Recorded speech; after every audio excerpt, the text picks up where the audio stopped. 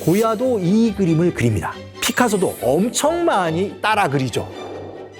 바로 시녀들입니다. 그런데 그냥 아름답지만은 않은 그림인데요. 시녀들 속 마르가리타 공주 아버지 펠리페 4세 역시 있다는 거예요. 대체 무슨 사연이 있는 걸까요? 이상한 점은 벨라스케치가 그린 두 그림 모두 인간이 신인 아폴론과 아테나에게 도전하는 이야기들인 것이죠. 비밀이 바로 여기에 있습니다.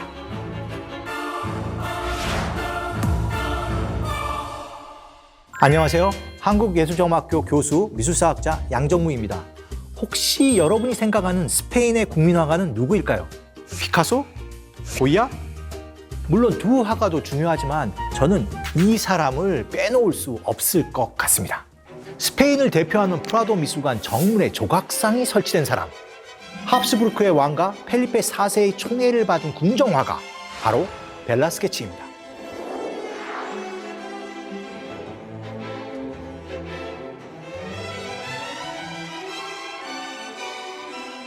프라도 미술관에는 30여 년간 궁중화가로 지낸 그의 그림들이 질비한데요. 여러 작품 중에도 단연 시선을 끄는 작품은 바로 시녀들입니다. 이 작품을 알고 나서 보면 그냥 아름답지만은 않은 그림인데요. 아마 이 그림에서 섬뜩함을 느낀 분이라면 그림 속에 숨은 비밀을 알고 계신 분일 것 같습니다. 세계적인 명작의 반열에 올랐지만 알고 보면 합스부르크 왕가의 비극이 보이는 벨라스케치의 시녀들, 지금 읽어드리겠습니다. 1651년 펠리페 4세의 스페인 왕실에서 공주님이 태어난다. 벨라스케치의 대표작인 시녀들에 등장한 마르가레타 공주인데요. 합스부르크 왕가의 자손들은 대부분 허약해서 어린 나이에 세상을 떠났습니다. 그러다 보니 펠리페 4세는 이 공주를 애지중지 아끼는데요. 귀한 공주인 만큼 일찍 배우자를 정해서 시기마다 초상화를 그려 성장 과정을 전했습니다. 미래의 시댁에게 잘 크고 있다는 걸 보여주기 위해서였는데요. 그런데 시기마다 그려진 마르가리타 공주의 초상화들을 보고 있노라면 점점 더 아래턱이 위턱보다 조금 앞으로 나와 있게 되는 것을 알 수 있게 됩니다. 이상한 점은 벨라스케치가 그린 아버지 펠리페 4세 역시 턱이 돌출되었다는 거예요. 대체 이 가문에 무슨 사연이 있는 걸까요? 알고 보면 섬뜩한 벨라스케치의 시녀들, 첫 번째 비밀이 바로 여기에 있습니다.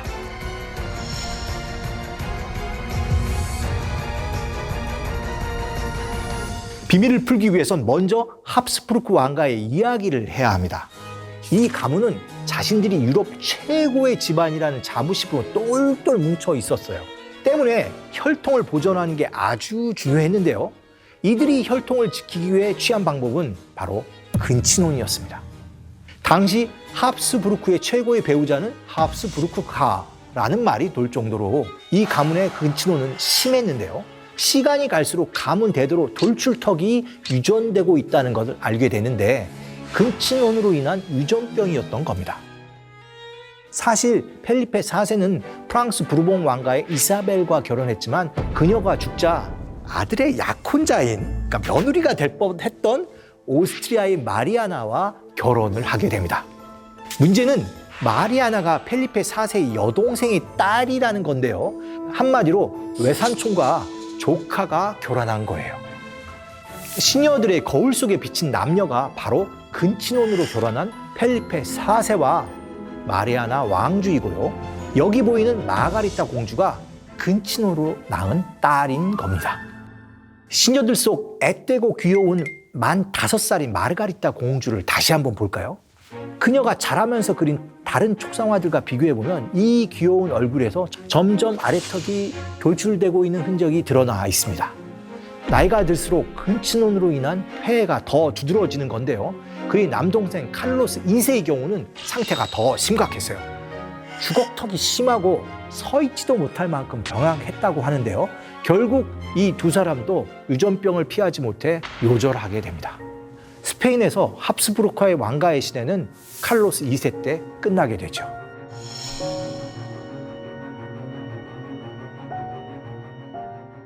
이 그림이 보면 볼수록 신비하면서 때때로 섬뜩하게 느껴지는 두 번째 이유, 바로 거울 때문입니다.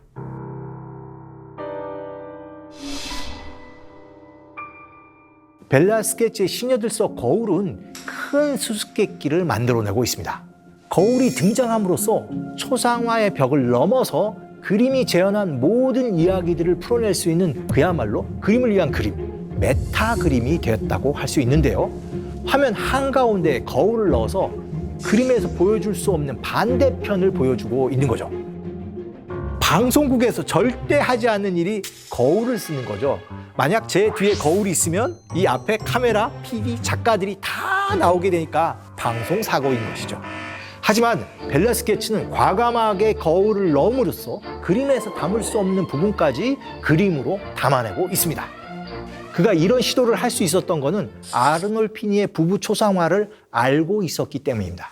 아르놀피니의 부부 초상화의 가장 큰 매력이라고 할 수 있는 거울을 활용한 것이죠. 그럼 똑같이 거울을 그려서 흉내를 냈으니까 혁신이 아닌 걸까요? 사실 아르놀피니의 부부 초상화 속 거울이 비추는 공간은 아주 직접적이죠. 볼록 거울이 그림 앞쪽 공간을 있는 그대로 보여주고 있습니다. 자세히 보면 거울 속엔 부부의 뒷모습과 앞에 선 두 남자가 그려져 있죠. 여기 있는 두 남자 중 한 명은 화가일 것으로 추정합니다. 그런데 벨라스케치의 그림은 너무 헷갈려요. 이 그림은 최소한 2가지 아니면 3가지 그 이상의 선택지가 있습니다. 하나의 그림을 이렇게 다양하게 해석하는 게 가능할까요? 네, 가능합니다. 거울과 함께 등장하는 캔버스 때문이죠. 캔버스는 그림의 등장인물과 그림을 보는 관람객 사이에 위치해 있습니다. 각도상 거울을 마주한다고 볼 수 있는데요.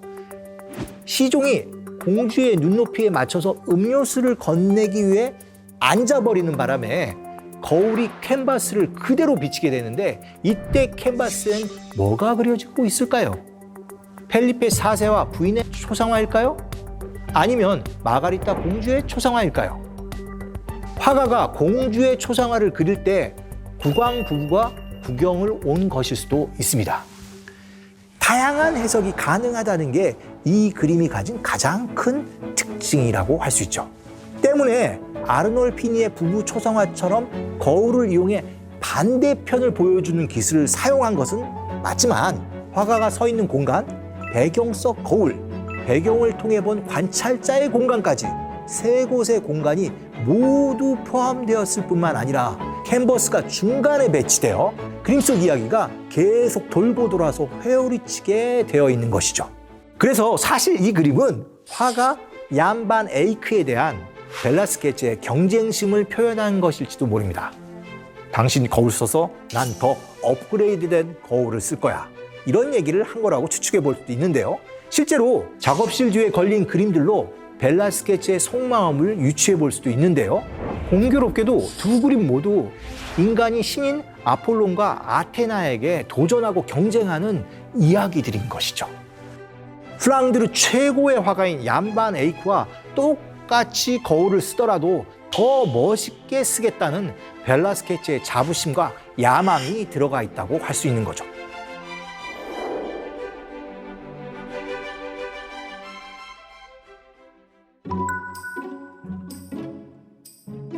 이 그림은 원래 이 제목은 펠리페 4세와 공주와 시녀들이었다가 공주와 시녀들로 또 바뀌기도 하고요. 최종적으로는 시녀들만 남게 돼서 제목으로 보면 시녀들이 주인공인 것 같지만, 이 그림의 구도나 각도로 봤을 때는 마가리타 공주가 주인공이고 바로 뒤에 있는 펠리페 4세와 그 부인도 주인공 중에 하나일 수 있죠.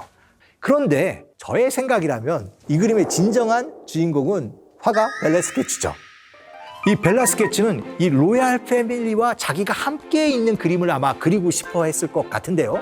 국왕 부부와 공주 사이에 자기 혼자만 덩그러니 끼면 부담스러우니까 여러 시종과 시녀들을 함께 등장시켰고요. 이 과정에서 자신도 당당히 캔버스와 함께 팔레트를 들고 그림 속에 서 있는 것이죠.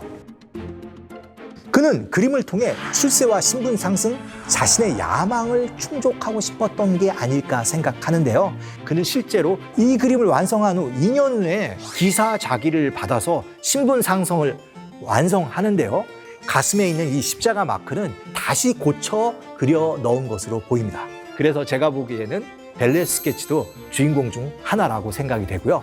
화가도 로얄 패밀리에 낄 수 있다는 것을 그림을 통해서 당당히 보여줬기 때문이죠. 그러면 벨라스케치의 그림 실력을 한번 볼까요? 벨라스케치의 시녀들이 당시 그림들과 비교했을 때 일반적이지 않은 게 있는데요. 당시는 대상의 형태를 정확히 데생하고 색을 칠하는 게 일반적이었는데, 그런데 이 그림을 자세히 보시면 손에 달린 장식이나 머리카락을 그냥 쓱쓱 발라놓은 것처럼 보이게 되죠. 하지만 몇 발짝만 떨어져서 보면 신비하게도 멋진 금발머리와 화려한 레이스 장식이 보이고, 머릿결, 꽃장식, 눈, 코, 입도 붓이 춤추는 듯 속도감 있는 붓터치로 그려졌음에도 모든 그림 속의 빛과 색채의 디테일이 정교하게 살아있습니다. 벨라스케치는 어떻게 이런 멋진 회화 기법을 사용했을까요? 그것을 알기 위해선 먼저 벨라스케치의 인생을 살펴봐야 합니다. 벨라스케치는 스페인의 항구 도시인 세빌리아 출신인데요. 그는 어렸을 때부터 그림을 아주 잘 그렸다고 합니다. 당시 세빌리아의 최고의 화가였던 파체코의 견습생이 되는데요. 그는 벨라스케치의 재능을 알아보고 나서 자기 딸과 결혼을 시키죠. 결혼을 하고 그림을 계속 그리다가 그는 마드리드로 가서 궁정화가가 되는데요. 그때 그 나이는 24살이었습니다. 이때부터 벨라스케치는 스페인 궁정에서 그림을 그리게 되는데요. 29살 때쯤에서 운명적인 만남을 가지게 됩니다. 시대의 거장 루벤스를 만나게 된 거죠.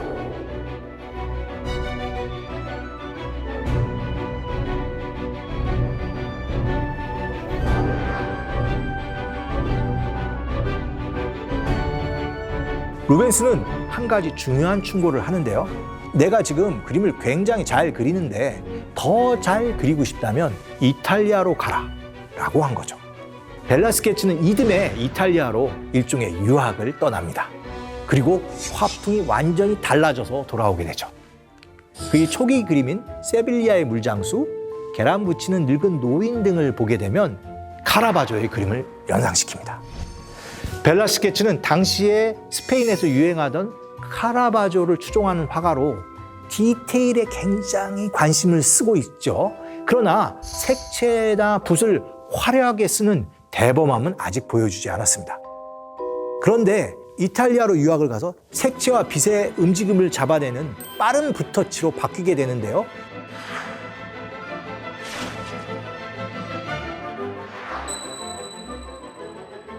그래서 이 변화의 최정점에 있는 작품이 바로 시녀들인 거죠. 벨라스케치의 이 그림 한 장은 후대에 지대한 영향을 끼치게 됩니다. 가장 먼저 짚어볼 예는 미셸 푸코의 말과 사물입니다. 미셸 푸코는 후기 구조주의 철학자답게 이 그림을 현란하게 읽어내고 있어요. 결론은 그래서 거울이 뭐냐라는 질문을 던지는데요. 그는 이 거울은 아무도 볼 수 없는 걸 보여주는 도구라고 얘기하지만 결국 이 거울도 허구라고 얘기를 하죠. 그림 속 정면에 보이는 인물들은 이 거울을 보지 못하죠. 모델은 캔버스에 뭘 그려지는지 또 보지 못합니다. 그런데 이 거울은 그림 속에서 볼 수 없는 공간, 우리가 서 있는 그림 속 바깥쪽을 비추고 있죠. 하지만 동시에 미셸 푸코에 의하면 이 거울은 아무것도 보여주지 않는다고 합니다. 왜냐하면 실제로 이 그림을 그렸던 사람은 벨라스케치잖아요. 그의 모습은 없는 것이죠. 그리고 관객, 우리의 모습들도 보이지 않습니다. 결국 이 그림은 마가리타 공주나 국왕부부를 그린 것이 아니라 그림 자체의 이야기를 하고 있다고 푸코는 말합니다. 그래서 이 그림은 철학적인 그림이 됐다는 거죠. 주인공은 아무도 없어요. 주인공은 특정 인물이 아니라 그림 그 자체가 주인공인 거죠. 모든 걸 보여주지만 아무것도 보여주지 않는 것이 거울이다 라는 이야기를 하는 그림, 이것이 벨라스케치의 시녀들입니다. 이런 가치 때문일까요? 고야도 이 그림을 그립니다. 칼로스 4세의 가족 그림을 그리면서 왼쪽에 자기 얼굴을 그려 넣어요.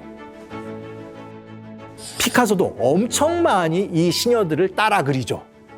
그럼 다시 맨 처음 질문으로 돌아가 볼까요? 여러분이 생각하는 스페인의 국민왕후는 과연 누구일까요?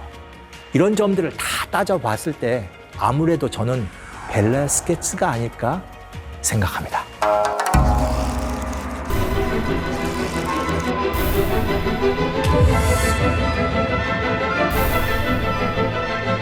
소문으로 떠도는 상류층들의 은밀한 이야기가 아주 직접적으로 담겨 있었죠.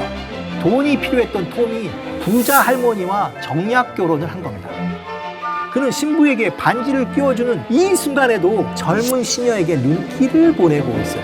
자신의 젊은 애인과 사랑을 나누고 있다가 그를 피신시키고 있는 거예요. 아버지가 돌아가신 후 시작부터 왠지 막장의 기운이 느껴지시죠? 그림 속엔 이 드라마를 눈물 없이 볼 수 없게 만든 또 다른 주인공이 등장합니다. 드라마를 보듯 생생하게 펼쳐있는 윌리엄 호가스의 연작을 읽어드리겠습니다. 미스터 빈의 코미디를 보신 적이 있으신가요? 미스터 빈은 영국 사람 특유의 체면 차리기를 통렬하게 비꼬는 코미디언인데요. 영국은 이게 가능해 할 정도의 강렬한 정치 풍자까지도 자연스럽게 표현하고 받아들이는 나라인데요. 그렇다면 이런 영국식 코미디의 기원은 누구일까요? 바로 윌리엄 호가스라는 화가입니다. 영국식 유머와 비판, 정치 풍자 등을 그림 속에 불어넣은 사람으로 요즘으로 따지면 웹툰의 시초가 된 사람이 아닐까 싶어요. 17세기 후반부터 18세기까지 다사다난했던 영국 런던의 모습을 풍자화가 윌리엄 호가스는 어떻게 그려냈을까요? 한국의 막장 드라마와 비교해서 어떤 게 더 극적이고 재미있는지 지금부터 윌리엄 호가스의 연작을 읽어드리겠습니다. 호가스는 1731년 어느 창녀의 일대기라는 판화 연작을 발표하게 됩니다. 6장의 판화로 이루어지고 있는데요. 이 판화 연작을 첫 번째 판화부터 읽어나가도록 하겠습니다. 첫 번째 장면인데요. 이 판화를 보시면 짐을 한가득 짊어진 시골 처녀가 마차를 타고 막 런던에 도착해 있습니다. 그녀의 이름은 몰 해커바웃인데요. 이 마차를 보시게 되면 요크라고 써 있죠. 이 여인은 요크에서 런던으로 막 상경했던 시골 소녀였고요. 이 순진한 소년을 붙잡고 이야기하는 중년의 여성. 표정을 보니 왠지 불안한데요. 얼굴에 점을 보니까 매독 증상이 있는 것 같다는 생각이 드는데요. 아마 이 늙은 노파는 매춘할 여성을 찾고 있는 것 같습니다. 뒤에 보시면 여관이 보이는데요. 그 여관 앞에는 시골에 막 상경한 모를 노리는 또 다른 음흉한 시선이 느껴지시죠. 그는 희대의 남봉꾼으로 알려진 차트리스 대령인데요. 이 불온한 인물들이 호시탐탐 시골에서 막 올라온 이 소녀를 노리는데 안타깝게도 그녀를 지켜줄 사람은 없습니다. 이 소녀의 뒤를 보시면 성직자가 노새를 타고 막 가고 있는데요. 손에 든 편지를 보게 되면 아마 자기 승진 때문에 급히 길을 떠나고 있다는 걸 알 수가 있습니다. 이 성직자는 아마 소녀를 구해줄 수 있는 기회였을 텐데 모든 광경에 전혀 관심이 없고 그림 속 배경으로 사라지고 맙니다. 우려했던 대로 막장의 서막이 오르고 있는데요. 시골 소녀가 고리 대금업자의 정부가 된 건데 옷을 보시면 굉장히 화려하죠.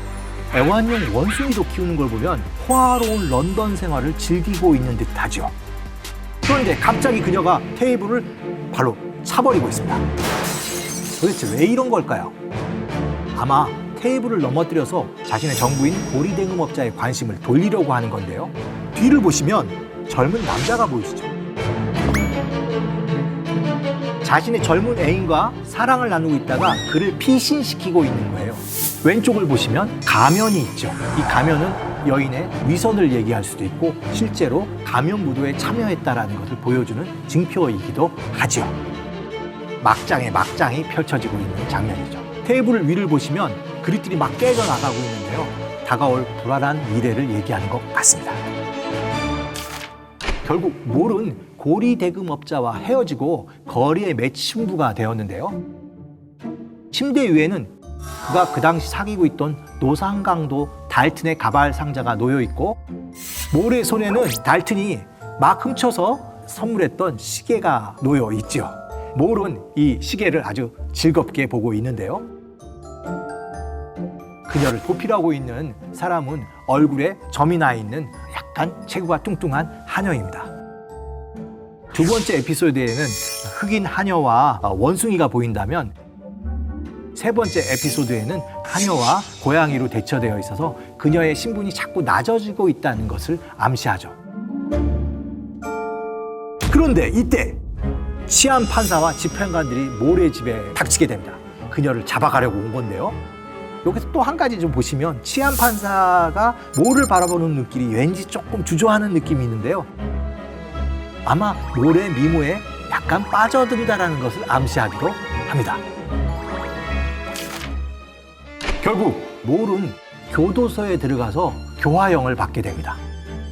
지금 왼쪽을 보시면 무두지라는 벌을 받고 있는 몰의 장면인데요. 그 뒤에는 어떤 남자가 처형받을 준비를 하고 있는데, 그 처형대 위에는 열심히 일하는 게 여기에 서 있는 것보다는 낫다라는 경고의 문구가 있고요. 지금 몰이 만들고 있는 밧줄은 남자의 교수형을 할 때 쓰이는 그 밧줄이 될 거라는 걸 또 암시하게 되죠.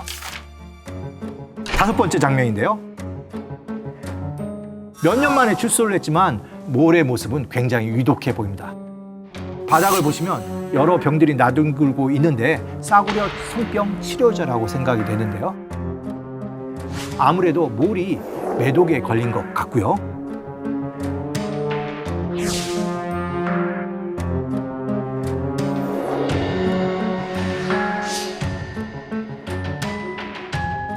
이 위급한 상황에서 의사들은 내 처방전이나 네 처방전이나 서로 싸우고 있는데, 왼쪽을 보시면 하녀가 벌써부터 수의를 꺼내고 있어서 몰의 상태가 매우 위독한다는 것을 보여줍니다. 근데 이 그림에는 새로운 등장인물이 나오는데요. 바로 몰의 옆에 있는 아기입니다. 어른들의 관심을 받지 않은 채 혼자서 화로에 고기를 굽고 있는데, 이 아이의 아버지는 대체 누구일까요? 마지막 장면입니다. 여섯 번째 장면은 몰의 장례식을 보여주고 있습니다. 그림 한가운데는 몰의 관이 놓여 있고요. 관 뚜껑을 보시면 몰이 23살에 죽었다는 글이 적혀 있습니다. 장례식이지만 진심으로 애도하는 사람은 거의 없어 보입니다. 관 주변에는 몰의 친구들이 앉아서 애도하는 모습인데, 관 뚜껑 위에다가 술을 놓고 마실 만큼 굉장히 무례한 사람으로 그려져 있습니다. 왼쪽을 보시면 장례식을 집행하기 위한 성직자의 모습이 있는데요. 그 성직자는 지금 관심이 그 옆에 있는 여성에게 다 가 있고 눈을 슬쩍 보면서 작업을 거는 그런 모습이고요. 그림의 오른쪽을 보게 되면 이 여인은 이 그림 첫 장에 나왔던 시골에서 올라왔던 몰에게 매춘업을 권했던 그 여인인데요. 이 여인이 슬퍼하는 모습은 자기 수입이 줄었다는 것에 대해서 그 아쉬움을 표현하는 것으로 보입니다. 그리고 이 장례식을 주관하는 장례사의 모습도 보이는데요. 이 장례사도 장례식에는 전혀 관심이 없고 그 옆에 있는 여성에게 관심이 많은데, 그 여성은 이 장례사에게 관심을 보인 듯 하면서 그의 주머니에서 소매치기를 하고 있죠. 그의 손수건을 슬쩍 훔쳐내고 있습니다. 이 무관심하고 매정한 지인들 사이에서 몰의 아이는 여전히 혼자 방치되어 있습니다. 지금까지 쾌락에 빠진 시골 소녀의 파멸을 그린 윌리엄 호가스의 어느 창녀의 일대기였습니다. 어때요, 여러분? 요즘의 막장 드라마에 뒤지지 않을 만큼 황당하지 않으신가요? 사실 이 그림 이야기를 풀어낸 윌리엄 호가스, 그 자신도 드라마 같은 삶을 살게 됩니다. 윌리엄 호가스는 가난한 집안에 태어나서 소년 가장의 역할을 하게 되는데요. 아버지는 교사였지만 빚 때문에 감옥살이를 해야 했고요. 이 때문에 호가스는 아주 힘든 유년 시절을 보내야 했죠. 그는 런던 변두리 판화 공방에서 알바생으로 일하면서 그림을 배워 나갔습니다. 그렇게 근근히 생활하면서 그림을 배워 나가던 호가스가 어느 날 지금껏 누구도 시도하지 않았던 연작 시리즈를 기획합니다. 고급스러운 상류사회의 취향보다는 대중이 흥미로워하는 이야깃거리에서 관심을 갖고 방금 읽어드린 어느 창녀의 일대기를 그린 건데요. 놀랍게도 이 대범한 시도는 당시 런던 사람들에게 뜨거운 호응을 얻게 됩니다. 그는 흥미롭게도 요즘으로 치면 구독 시스템을 도입합니다. 18세기 전반의 구독 경제라니 대단해 보이는데요. 그는 먼저 이 이야기를 유화로 그린 다음에 판화로 다시 제작해서 판매하는데요. 구독자를 모집해서 판화로 제작할 때 구입할 수 있도록 해줬던 거죠. 이 전체 시리즈를 하나씩 받아보면 최종적으로 6개의 판화를 소유하게 되는데요. 판화 세트를 한꺼번에 보내는 것이 아니라 한 점씩 배달을 해서 어떻게 보면 이 사람들에게 더 기대하고 기다리게 하는 그런 판매수를 도입했고요. 그가 그때 6개의 판화 세트를 구입하는 비용으로 받은 돈은 1기니 금화 한 입이었다고 하는데, 이 금화 한 입은 대략 숙련된 노동자가 열흘 정도 일해야 되는 돈이었다고 봅니다. 그 비싼 가격에도 이 이야기를 구독하겠다는 사람이 당시에 1200명이 넘었다고 합니다. 당시 그 런던에서 유행하던 오페라는 외국어, 특히 이탈리아 오페라였는데요. 사람들은 알아들을 수도 없지만 그냥 멜로디로만 들었던 것이죠. 그리고 당시 회화는 삶과 동떨어진 고상한 이야기들을 담았는데요.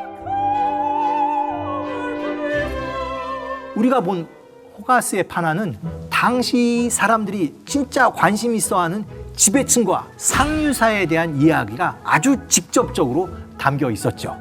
그것도 생생하게 폭로하면서 이들의 삶을 비꼬는 조롱까지도 집어넣었다는 게 아마 흥행 코드가 아니었을까 생각하는데요. 막연히 소문으로 떠도는 상류층들의 은밀한 이야기가 이렇게 눈앞에 생생하게 펼쳐지니까 그의 판화는 정말 폭발적인 인기를 누렸던 겁니다. 그리고 호가스가 언제 2탄을 내놓을까 목이 빠져라 기다리고 있을 때 그는 두 번째 연작을 공개하죠. 이번엔 아버지에게서 막대한 유산을 물려받았지만 방탕한 삶으로 생을 마감하는 한 남자의 이야기인데요. 물론 이 두 번째 연작 시리즈도 아주 대성공을 거두게 되는데요. 호가스는 이번엔 이야기를 8컷으로 더 늘리고 등장하는 인물도 더 많이 집어넣어서 이야기를 풍부하게 만듭니다.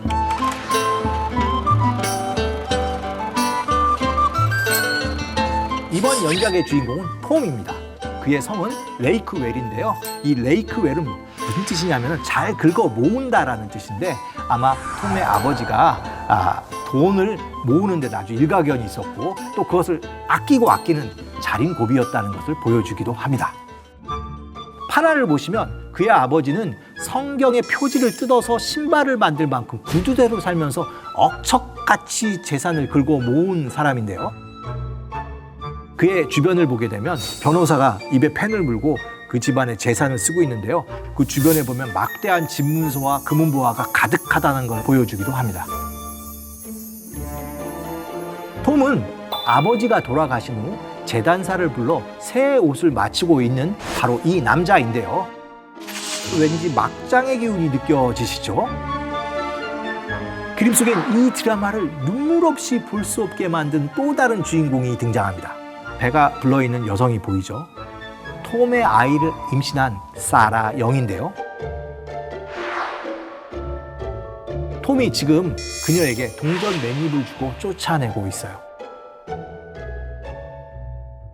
두 번째 장면인데요. 약혼녀를 버리고 그가 제일 먼저 한 일은 신분 상승을 위해 펜싱, 바이올린 등의 개인 교사를 채용하고 정원사에게 영국식 공원 설계를 맡기는 것이었습니다. 세 번째 장면인데요. 뭔가 좀 으시시해지는 것 같습니다. 그는 밤에는 선술집에서 파티를 즐기고 있습니다. 톰이 술에 취하자 옆에 있는 여성들이 그를 감싸는 듯 하면서 소매치기를 시도하고 있지요.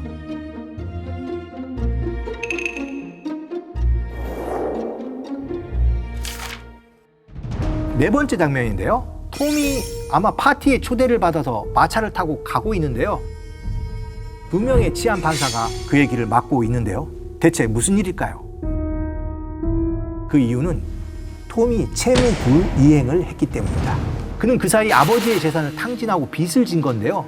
톰이 체포당하는 절체절명의 순간 그를 도우려고 한 여성이 나타납니다. 바로 옛 약혼녀 사라 영인데요.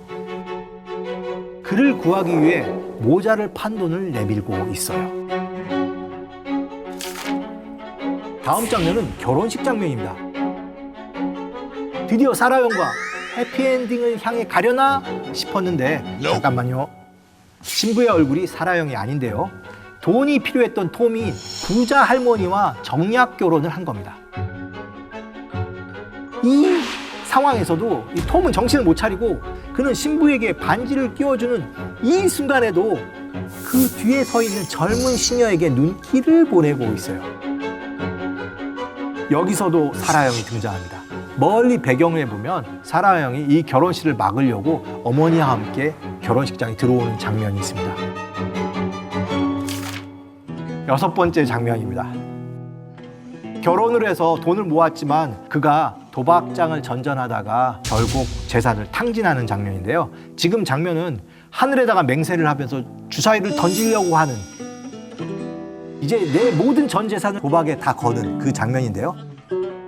하늘 위를 보시면 먹구름이 잔뜩 있어서 결국 그는 암흑에 빠진다는 것을 암시하게 됩니다.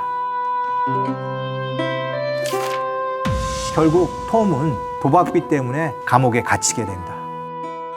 감옥에 갇혀 있으면서도 눈에 초점이 없는 것을 보면 그는 점차 미쳐가고 있는데요. 그 앞에 있는 여인은 바로 첫 번째부터 그를 따라다니고 있던 사라 영의 모습인데요. 이 무너지고 있는 남자를 바라보면서 사라 영이 기절을 하고 있습니다. 마지막 장면은 정신병원입니다. 벌거벗은 몸으로 바닥에 누워있는 사람이 바로 톰인데요. 이 모습을 사라 영이 안타깝게 바라보고 있죠.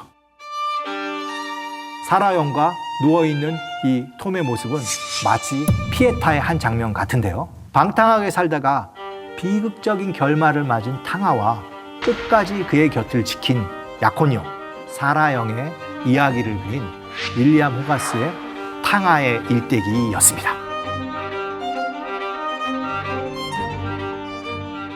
드라마를 보듯 생생하게 펼쳐있는 두 개의 연작으로 당시 사회상을 통렬하게 풍자한 호가스는 다음 작품을 무려 10년간 준비합니다. 여자와 남자 이야기를 담았는데요. 그 다음에 이어질 주제는 무엇일까요? 맞습니다. 당시의 결혼 문화를 풍자하는 그림을 그리게 되죠. 첫 장면은 어느 귀족의 거실인데요. 족보를 들고 있는 건 신랑의 아버지이고 반대편에 앉아있는 사람은 신흥 부자인 신부의 아버지죠. 몰락한 귀족이 족보가 필요한 신흥 부자와 정략 결혼을 하려고 하는 겁니다. 아마 당시에는 흔한 결혼 풍경이 아니었을까 이런 생각도 하게 되는데요. 공작의 모습을 보시면 가문을 보여주고 있는 족보를 들고 있는데 신발을 벗고 있습니다. 신발을 벗고 있다는 것은 이분이 통풍을 앓고 있다는 증거이기도 하지만 이렇게 중요한 자리에서 신발을 벗을 만큼 체면을 차리지 않는 그런 몰락하는 귀족으로 가고 있다는 걸 꼬집는 그런 장면이 있는데요. 이 공작 뒤를 보시면 건물이 지어지고 있는데 아마 이 공작이 건물을 짓다가 파산했다는 것을 암시하는 것 같습니다.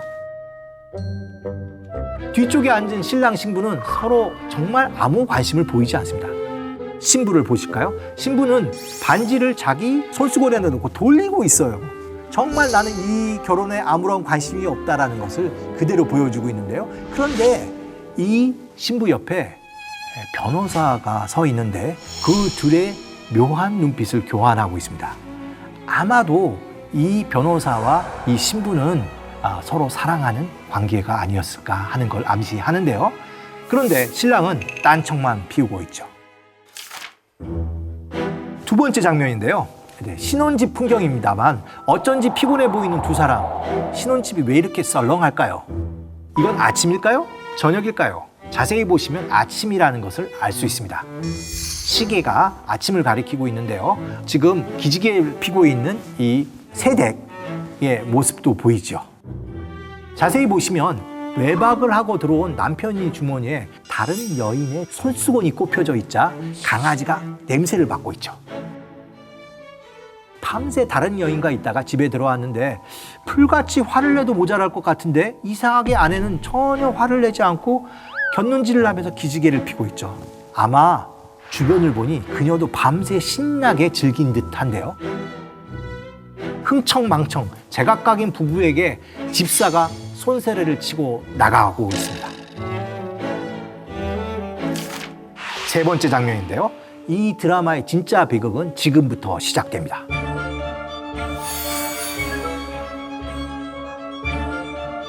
어린 소녀를 데리고 의사를 찾아간 남편. 분위기를 보니 뒷골목에 의사를 찾은 것 같은데요. 남편의 목에 반점이 보이죠. 어린 소녀와 함께 성병을 치료하러 온 겁니다. 이런 사실을 모르는 부인은 친구들과 즐겁게 파티를 즐기고 있는데 상견례 자리에 찾아온 그 변호사가 은유한 눈빛으로 가면 무도회를 같이 가자고 조르고 있는 장면입니다. 다섯 번째 장면인데요. 점점 클라이막스를 향해 가려가는 이 그림. 아내가 칼에 찔린 한 남자를 안고 있습니다. 여러분이 생각하실 때 그가 누구일 것 같으세요? 뒷 배경을 보시면 아내와 변호사가 가면문화회를 갔다가 미래를 즐기기 위해 찾은 여관이라는 것을 알 수 있습니다. 그곳에 남편이 들여닥친 거예요. 그런데 쓰러진 사람은 누구? 안타깝게도 남편이었습니다. 변호사와의 결투로 남편은 칼에 맞아 죽게 되고 저기 창문으로 도망가는 뒷모습이 보이죠? 바로 변호사가 도망을 가는 건데요. 과연 아내는 변호사를 다시 만나게 될까요? 살인자가 된 변호사의 말로는 어떻게 될까요? 마지막 장면입니다. 아내가 소파에 앉아 있습니다. 그런데 얼굴색이 다른 인물과 달리 새하얗죠. 왜 이럴까요? 변호사가 처형당했다는 기사를 보고 자살을 한 겁니다. 죽은 딸 옆에서 결혼 반지를 빼고 있는 아버지는 무슨 생각을 하고 있을까요? 내가 시작한 이 결혼에 대한 반성일까요? 어떤 연구자는 마지막에 반지라도 건져야겠다는 아버지의 심사라고 해석하는 사람도 있습니다. 죽은 어머니를 안고 있는 이 아이는 여인의 어린 딸인데요. 이 어린 딸의 다리를 보게 되면 휘어져 있고 유전에 의해서 이 어린 딸도 성병을 앓고 있다는 것을 얘기하고 있죠. 성병을 앓고 있는 어린 딸과 개걸스럽게 돼지머리를 먹고 있는 개를 보면서 마음이 복잡해지는 윌리엄 호거스의 결혼 세태였습니다. 이게 바로 18세기 영국의 유머였다고 볼 수 있는데요. 통렬한 사회 풍자를 통해서 도덕성을 회복하려는 작가의 마음이 담겨 있죠. 호가스가 그림으로 그린 드라마라는 새로운 장르를 개척해낸 건데요. 하지만 모두가 그를 좋아한 건 아니었습니다. 당시 비평가 찰스 처칠이라는 한 평론가는 호가스에게 묻는다라는 책을 출간해서 그를 신랄하게 비판했는데요. 이에 호가스는 특유의 유머로 대응합니다. 그는 자기의 초상화에다가 찰스 처칠을 고무의 모습으로 그려 넣었고요. 호가스가 좋아했던 애완견 퍼그가 잔뜩 화가 난 표정으로 찰스 처칠의 책에 오줌을 싸고 있죠. 그는 찰스 처칠의 공격에 대해서 이원 판화로 안가품을 하고 있습니다. 300년 전 호가스의 판화에는 단순한 비판만 있는 것이 아니라 재치 있는 유머 코드가 가득합니다. 그 때문인지 영국의 경우 지금도 스탠딩 코미디가 여전히 유행하고 있는데요. 그런데 우리의 삶 속에서 왜 코미디가 사라져가는 걸까요? 풍자할 수 있다는 것, 코미디를 통해 비판할 수 있다는 것을, 그것을 웃음으로 풀어낼 수 있는 여유가 있다는 것을 의미하기도 합니다. 우리가 현실을 코미디로 풀어내지 못한다는 건 우리 삶의 장벽이 그만큼 높아졌고 각박해진 것은 아닐까요? 하루빨리 거침없이 우리 삶의 요소를 찌르는 코미디가 다시 살아날 수 있었으면 좋겠습니다. 미술의 역사에서 절대 빼놓을 수 없는 미술가가 바로 미켈란젤로. 천지창조 중에서 가장 유명한 그림인 아담의 창조. 그런데 당시 이 그림은 공개된 후에 큰 파장을 불러왔습니다. 신의 말씀과 가톨릭을 거역하면 메시지를 전하는 것이었습니다. 그리고 최고의 걸작을 탄생시킵니다. 이거 신성모독 아니냐? 불경하다. 게다가 가장 충격적인 건 예수님의 모습이었습니다. 대체 뭐가 문제였을까요?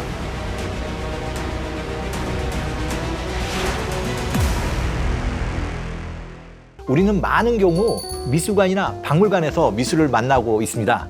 그런데 막상 그림 앞에 서면 낯선 사람을 만나듯 머뭇거리는 경우가 많죠.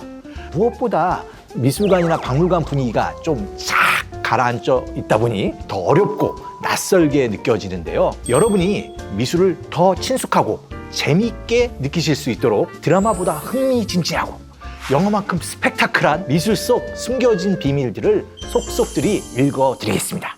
우리가 세계적인 명산을 떠올릴 때 가장 먼저 생각나는 산은 단연 에베레스트죠. 그럼 그림 중에 에베레스트와 견줄 만한 작품은 뭐가 있을까요? 일단 미술의 역사에서 절대 빼놓을 수 없는 작품이 하나 있는데요. 그게 바로 시스티나 예배당에 그려진 미켈란젤로의 벽화입니다.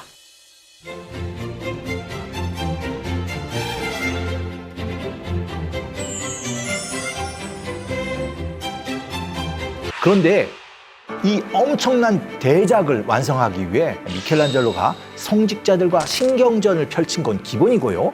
당시 최고의 권위를 가진 교황님에게도 당돌하게 대들었다고 하는데요.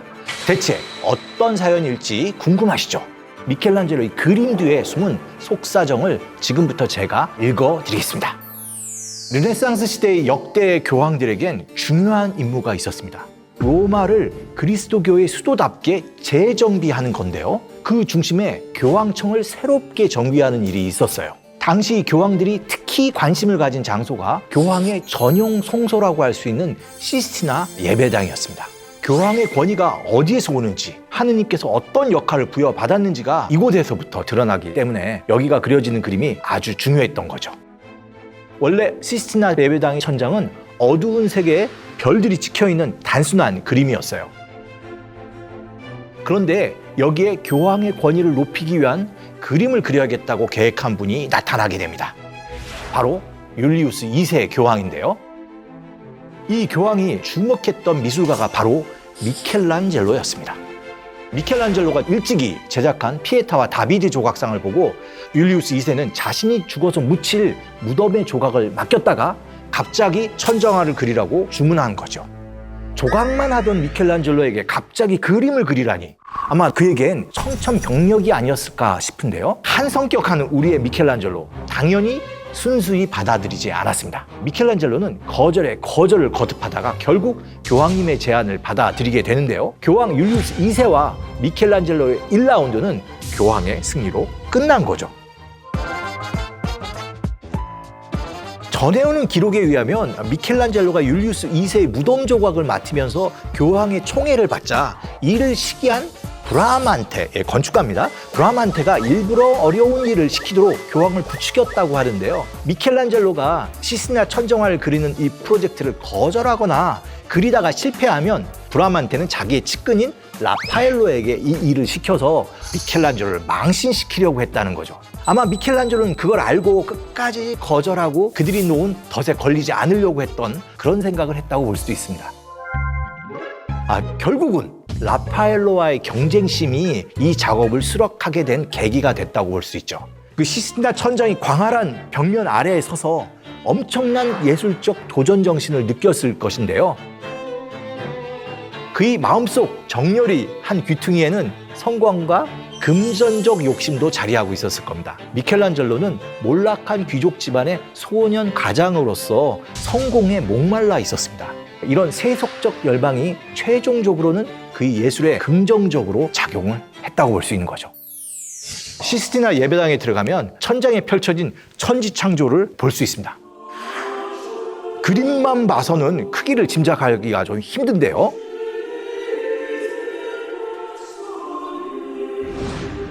폭이 14m, 길이가 40m에 천정의 벽면 넓이만 해도 560제곱미터. 이게 대략 200평 조금 안 되죠. 하지만 그 주변부까지 그리면은 300평, 그야말로 상상 초월의 초대형 그림을 그려야 했던 거죠. 천지창조 중에서 가장 유명한 그림인 아담의 창조에서 아담의 크기가 미켈란젤로의 조각상인 다비드상과 거의 비슷한데요. 천장화의 일부인 아담의 크기가 이 정도라면 전체 천정화의 규모가 어마어마하겠죠. 잠시 쳐다만 봐도 목이 뻐근할 정도인데 미켈란젤로는 이런 곳에 매달려 거의 5년 동안 작업을 했던 겁니다. 그 진념과 투지에 저는 절로 고개가 숙여집니다. 간단히 그림을 살펴볼까요? 직선 부위엔 청장화의 핵심인 창세기 부분을 9점의 프레스코화로 그렸습니다. 중앙의 6점까지는 연대기 순서대로 빛과 어둠의 분리, 별의 창조, 땅과 바다의 분리, 아담의 창조, 하와의 창조, 원죄가 있고요. 나머지 세 작품은 노아의 방주 이야기로 채웠는데요. 구조를 보면 작은 그림, 큰 그림, 다시 작은 그림, 큰 그림으로 이루어져 있어서 리드미컬하다고 생각이 듭니다. 중앙의 창세기 장면을 둘러싼 주변에는 여러 큰 인물들이 보이는데요. 이 그림들 사이엔 조각상을 그려서 구획을 나눴습니다. 처음엔 이 조각상이 진짜 조각이냐 그림이냐 이런 논란이 있을 정도로 정말 얼핏 보면 진짜 조각상처럼 입체감이 느껴지고요. 이 그림을 그리기 위해 보이는 건축적 구조물까지도 그가 다 화필로 그려 넣었죠. 여기서 질문을 하나 던지도록 하겠습니다. 지금 이 그림은 좌우로 펼쳐져 있는 모습인데요. 자, 이 그림을 미켈란젤로는 어디서부터 그리기 시작했을까요? 왼쪽은 입구, 오른쪽은 제단 쪽입니다. 문 쪽일까요? 제대 쪽일까요? 제대 쪽일까요? 문 쪽일까요? 미켈란젤로가 그림을 그릴 때에도 교황님께서는 이 공간을 계속 쓰셔야 했기 때문에 그림은 입구 쪽에서부터 그려지기 시작했습니다. 노아의 방주에서부터 그리기 시작해서 하와의 창조, 아담의 창조 이렇게 그림이 완성되게 되는데요.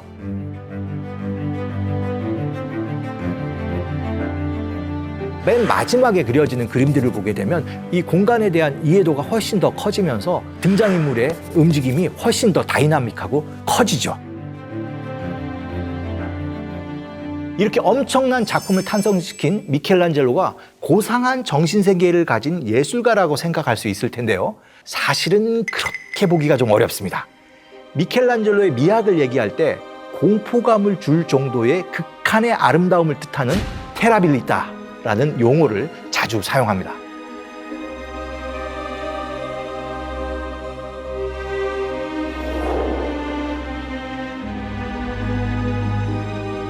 이 용어는 그의 괴팍한 성격을 지칭하는데도 아주 딱 맞아 떨어지죠. 그야말로 난폭하고 다혈질의 성격이었다고 알려져 있습니다. 문제는 그 성격이 천장화 작업을 할 때도 수시로 폭발했다는 건데요. 하필 그 대상이 당시 황제보다도 권위가 높다고 알려진 교황 율리우스 2세였습니다.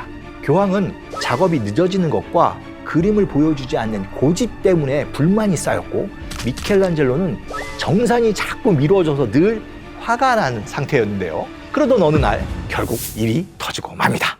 교황이 미켈란젤로에게 천정화가 도대체 언제 완성되냐고 묻자 미켈란젤로가 사과를 하기는커녕 배짱을 부리며 끝날 때 끝나겠죠 라고 대꾸한 건데요. 성의 없는 그의 태도에 결국 분노가 폭발한 교황님, 어떻게 하셨을까요? 전해오는 얘기는 손에 든 지팡이로 미켈란젤로의 머리를 내려쳤다고 하죠. 가뜩이나 자존심이 센 미켈란젤로인데 머리를 맞았으니 얼마나 화가 났겠어요? 그냥 부들부들 거리면서 집으로 달려가 로마를 떠날 채비를 하는데요. 이에 교황은 급히 하인을 보내서 밀린 임금을 한꺼번에 다 줬던 거죠. 그 밀린 돈이 500두카토. 이게 대략 어느 정도냐면은 한 5억 원을 한꺼번에 지불했던 거죠. 이렇게 교황 율리우스 2세와 미켈란젤로 2라운드는 미켈란젤로의 승리로 끝난 거죠. 시스티나 예배당의 천정화를 그리면서 끊임없이 교황과 대립했던 미켈란젤로. 그런데 그가 진짜 싸워야 할 사람은 따로 있었습니다. 바로 자기 자신인데요. 처음엔 타이로 시작한 작업이었지만 그림을 그리는 열정만큼은 진심이었기 때문이죠. 이쯤에서 미켈란젤로가 어떻게 그림을 그렸는지 알면 작업 당시에 그가 자기 자신과 얼마나 격렬한 사투를 벌였는지 이해할 수 있을 것 같은데요. 많은 분들이 발판에 누워서 그렸을 거라고 생각하시는데 아닙니다. 보시는 것처럼 고개를 젖힌 채 종일 그림을 그린 거예요. 그 높은 천장에 고개를 젖히고 있으니 당연히 목뿐만 아니라 허리 통증이 시달리게 되고요. 천장을 위로 쳐다보다 보니까 물감이 계속 떨어져서 시력도 나빠지고요. 작업 내내 피부병에 시달렸다고 합니다. 미켈란젤로는 이렇게 조각가에서 화가로 발돋움해야 하는 압박감, 신체적 고통, 생활고 등 일상의 범민 속에서 천지창조라고 하는 거대한 예술작품을 완성하게 됩니다. 천지창조가 세상에 선보인 지 20여 년 후 로마는 혼돈의 시기를 맞이합니다. 그리스도교는 신구교로 나뉘어 팽팽한 긴장 상태였고 종교개혁과 카를 5세의 로마 침공 등으로 인해 그야말로 아비규환이었던데요.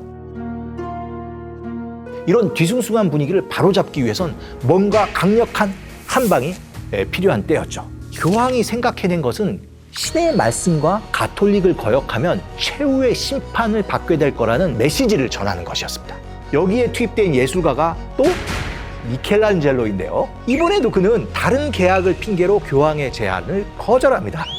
여기서 교황이 또 화를 내게 되죠. 기록에 의하면 다음과 같이 소리쳤다고 합니다. 나는 미켈란젤로에게 일을 맡기기 위해 30년 동안 기다렸다. 이제 교황이 되어도 불가능하다니 무슨 말인가? 네가 있다는 그 계약서 찢어버리고 싶다. 결국 미켈란젤로는 교황의 부르심을 받아들이고 이 그림을 그리기 시작하는데요. 그리고 6년이 지난 후 최고의 걸작을 탄생시킵니다.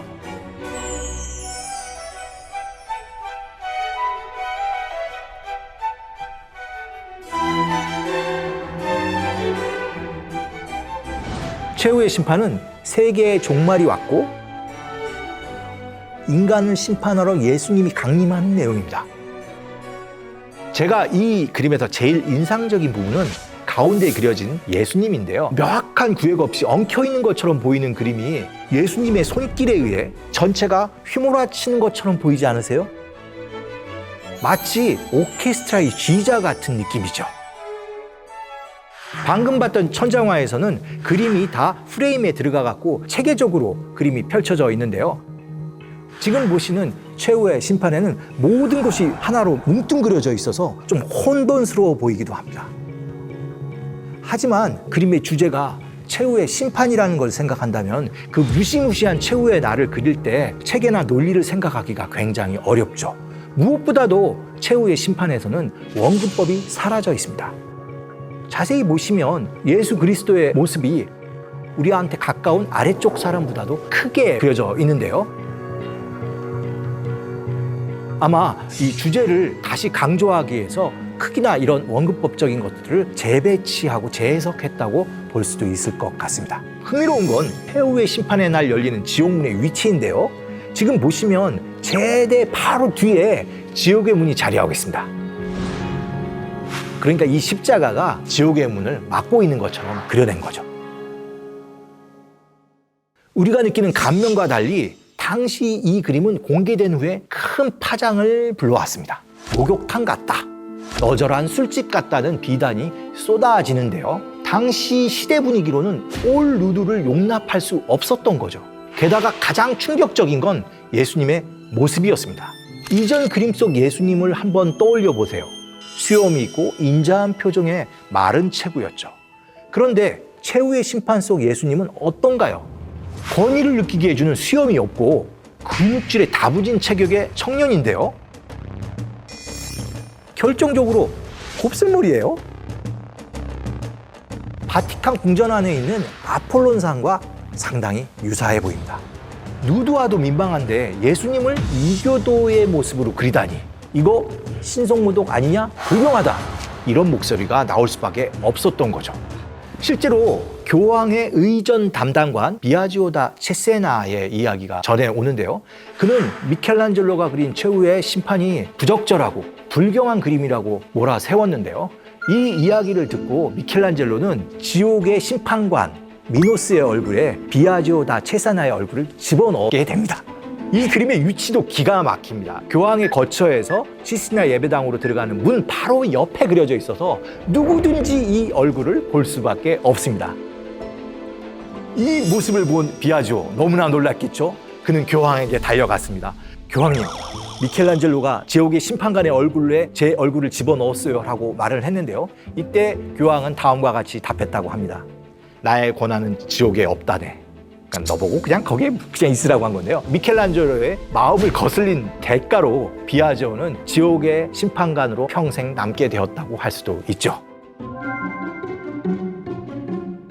이런 질문을 드리면 어떨까요? 아담이 태어났을 때 옷을 입고 태어났을까요? 분명히 성경에는 신은 자신의 모습으로 인간을 창조했다라고 알려져 있는데요. 특히 미켈란젤로는 일종의 엘리트 교육을 받는데 그 고전적인 가르침에 의해서 아름다운 영혼은 아름다운 신체에 담긴다는 믿음을 가지고 있었다고 생각이 됩니다. 이런 신의 모습을 한 인간의 아름다움을 미켈란젤로는 그리고 싶어했다고 봅니다.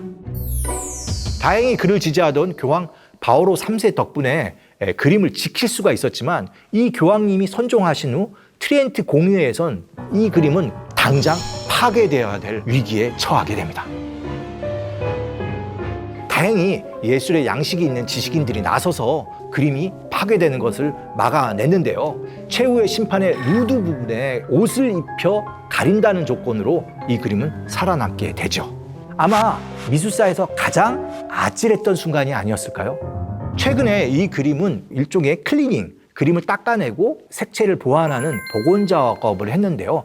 이 복원 작업을 통해서 다시 그림 부분들이 밝혀졌습니다. 그 중에서도 가장 많이 사실을 완전히 드러내고 다시 그려냈다고 하는 부분은 성녀 캐터리나와 성 블라시우스가 같이 그려진 저 부분인데요. 원래는 둘 다 남녀가 누드였기 때문에 일종의 성행위를 암시한다고 그 당시 사람들이 받게 됐고요. 다시 고쳐 그리면서 이 부분은 거의 다 드러내고 미켈란젤로의 제자였던 다니엘레 다 볼테라가 이 그림을 다시 그려 넣어주게 된 것이죠. 이거를 다행이라고 얘기할까요? 미켈란젤로는 1564년에 거의 90세의 나이로 사망하게 됩니다. 이 그림이 고쳐 그리게 된 거는 그가 사망한 직후 1565년에 고쳐 그려지게 되는데요. 어떻게 보면 교황청이 미켈란젤로의 체면을 살려줬다고 볼 수도 있고요. 어쨌든 타이밍이 굉장히 절묘해서요. 저도 좀 그 의도가 궁금하기도 합니다. 르네상스 시대의 그 어떤 화가도 시도하지 않았던 누드화를 교황청이 가장 신성한 장소인 시스티나 예배당에 그려낸 미켈란젤로. 그는 교회와 시대적 고정관념의 맞짱을 고려 최후의 심판을 완성해내는데요. 여러분에게 이 벽화는 예술인가요? 외설인가요? 우리는 벽화를 완성시킨 바오로 3세의 생각은 알 수가 있습니다. 그는 이 벽화가 완성되자 그 앞에서 다음과 같이 말했다고 합니다. 주여, 심판의 날 저의 죄를 묻지 말아 주소서. 이 사진은 프란체스코 교황님의 SNS 사진인데요. 과연 교황님은 이 벽화를 보며 어떤 생각을 하고 계실까요?